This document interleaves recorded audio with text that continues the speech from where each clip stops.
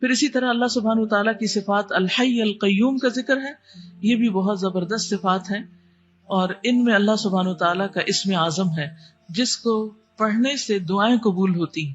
اسی لیے ہم دیکھتے ہیں کہ بدر کے موقع پر جب حالات بہت تنگ تھے تو نبی صلی اللہ علیہ وسلم نے کن اسماء کو پکار کر دعا کی تھی؟ یا حی یا قیوم برحمتک استغیث۔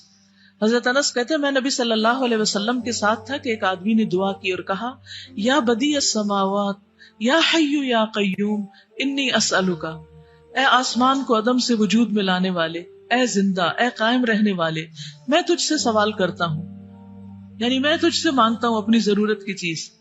تو آپ نے فرمایا کیا تمہیں معلوم ہے کہ اس نے کس چیز کے ساتھ دعا کی؟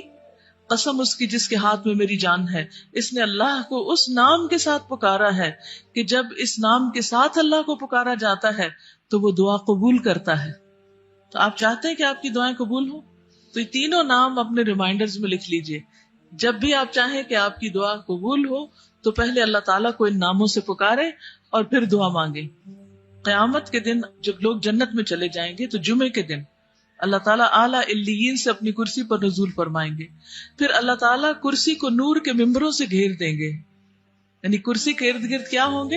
نور کے ممبر، نبی آئیں گے یہاں تک کہ اس پر بیٹھ جائیں گے نور کے ممبروں پر، پھر اللہ تعالیٰ ممبروں کو کرسیوں سے گھیریں گے، صدیق اور شہداء آئیں گے یہاں تک کہ وہ ان پر بیٹھ جائیں گے، پھر اللہ تعالیٰ اپنی کرسی پر چڑھیں گے، اس کے ساتھ شہداء اور صدیق بھی چڑھیں گے۔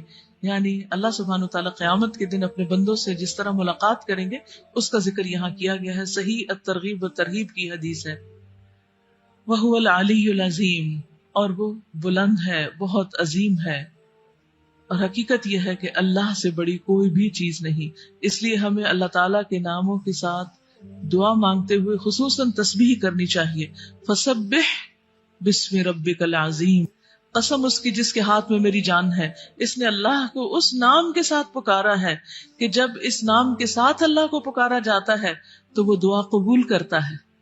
تو آپ چاہتے ہیں کہ آپ کی دعائیں قبول ہوں تو یہ تینوں نام اپنے ریمائنڈرز میں لکھ لیجئے۔ جب بھی آپ چاہیں کہ آپ کی دعا قبول ہو تو پہلے اللہ تعالیٰ کو ان ناموں سے پکارے اور پھر دعا مانگے۔ یا حی یا قیوم برحمتک استغیث، یا حی یا قیوم برحمتک استغیث، یا حی یا قیوم برحمتک استغیث، یا حی یا قیوم برحمتک استغیث۔